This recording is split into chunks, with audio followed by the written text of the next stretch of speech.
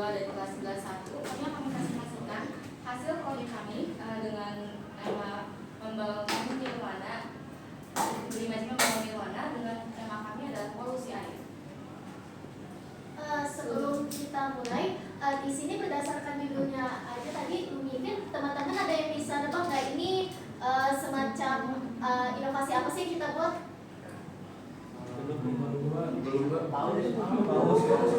Berkaitan dengan laut. Sampah di laut. Masuk. Bikin paus. Oke, terima kasih atas pendapat dan jawaban dari kalian semua.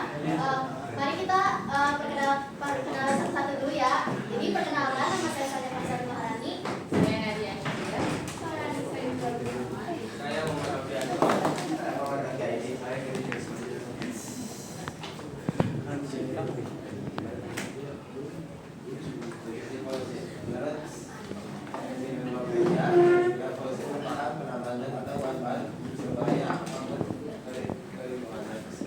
dan berbahaya ini kita kenal pada sikap banyak sekali di sini polusi di dunia ini, mulai dari polusi udara, polusi air, dan polusi tanah.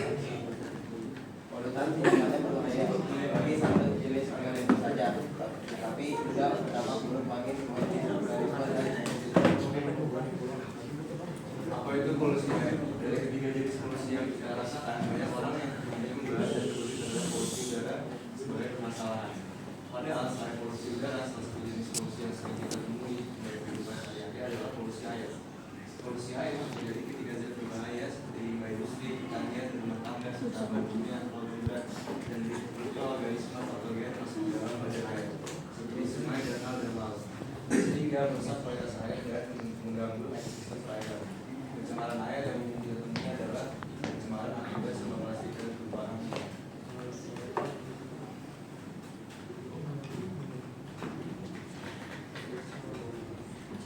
Solusi kami, pemimpin adalah robot yang dirancang untuk mendeteksi, mengumpulkan dan mengolah polutan dengan teknologi canggih seperti sensor deteksi polusi dan mekanisme penyelenggara. Pemimpin merupakan sebuah solusi inovatif yang dapat membantu penanganan masalah polusi air dengan lebih efisien. Jadi sesuai apa yang saya bilang sama Alfiano, jadi aku mau jelasin dulu. Lumifin itu gabungan dari dua kata, yaitu lumi dan fin. Nah, lumi itu berasal dari kata luminous atau cahaya yang mengandung makna bersinar atau terang yang mencerminkan kebersihan. Nah, sedangkan fin merujuk ke listrik ikan. Jadi lumifin itu berarti listrik ikan yang bersinar, yang menggambarkan robot ikan yang tidak hanya bergerak di air, tetapi juga berfungsi membersihkan air dan polusi hingga bersih dan jernih. Lagi, selain memiliki ukuran yang beragam, untuk menyesuaikan dengan luas badan air, lumifin juga tersedia dalam dua jenis. Yang pertama adalah jenis penyedot sampah berbentuk padat. Jenis lumifin ini memiliki bentuk menyerupai paus yang memiliki mulut lebar dan memungkinkan lumifin mengumpulkan sampah secara maksimal dalam waktu yang efisien.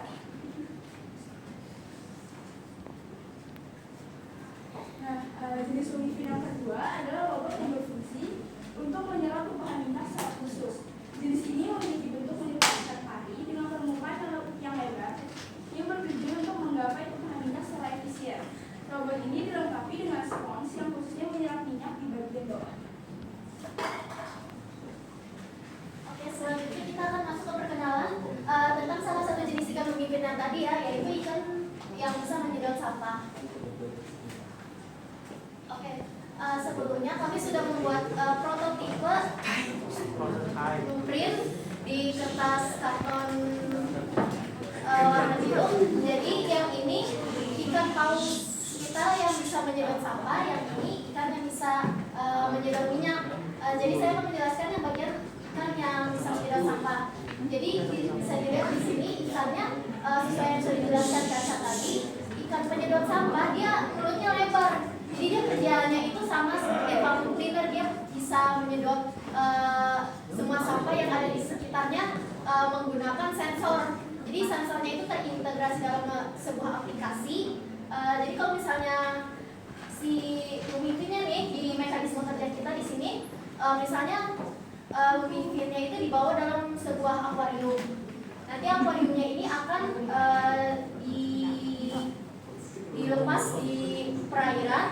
Nanti di sistemnya terintegrasi tadi, sistemnya akan dinyalakan. Jadi Lumifin bakal bangun dari tidurnya dan bisa bekerja. Jadi nanti ikan Lumifin akan berenang sesuai sensor yang ada. Jadi kalau dia mendeteksi ada sampah di sekitar, ikannya bakal menghampiri sampah tersebut dan langsung menyedotnya seperti vacuum cleaner. Nah, kapan sih ikan Lumifin ini bakal balik ke akuariumnya atau ke kapalnya lagi? Nah, dia bakal balik kalau ada dua syarat yang terjadi. Yang pertama itu ikan Lumifinnya udah penyimpanannya udah penuh, jadi dia nggak akan menyimpan sampah yang sudah diserap di dalam perutnya. Jadi kalau perutnya udah penuh, dia bakal balik untuk ke akuarium untuk mengeluarkan sampahnya. Bisa dilihat di sini. Lalu terus kalau misalnya dia mendeteksi udah nggak ada sampah lagi di sekitarnya, dia juga bakal balik ke tempatnya. Baik, selanjutnya apa itu ikan penyerap minyak? Karena tadi kita sebutkan ada dua jenis. Yang pertama itu menyedot sampah dan yang kedua itu menyerap minyak. Jadi ikan menyerap minyak ini itu memiliki bentuk seperti ikan pari, kan luas ya berarti bidangnya. Nah, di bawah ikan pari itu ini dilengkapi dengan spons yang khusus menyerap minyak. Seperti yang bisa kami gambarkan, di bawah ikan parinya itu ada spons. Nah, sponsnya ini dibuat khusus untuk menyerap minyak dan hanya minyak saja. Karena dia terbuat itu dari secara alami, jadi dia tidak akan merusak di lingkungan atau ada sistem lebih lanjut. Juga dia memiliki polimer super absorben dan ini tuh bahannya menyerap minyak.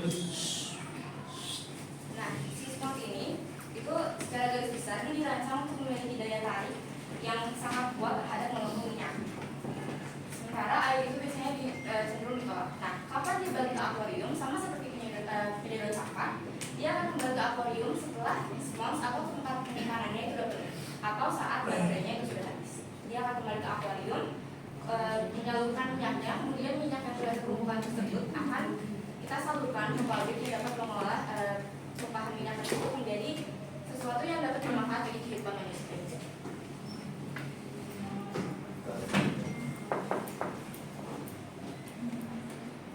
Keunggulan Lumifin. Nama desain modularnya yang memungkinkan robot ini dilengkapi dengan berbagai jenis sensor dan alat pembersih. Terus yang kedua dilengkapi dengan kecerdasan buatan yang memungkinkan robot bergerak secara otonom. Yang ketiga tidak mencemari lingkungan dan merusak ekosistem. Yang keempat menggunakan teknologi sensor yang canggih. Dan yang kelima efisien waktu dan tenaga. Oke. Sekian dari kelompok kami, sebelum kami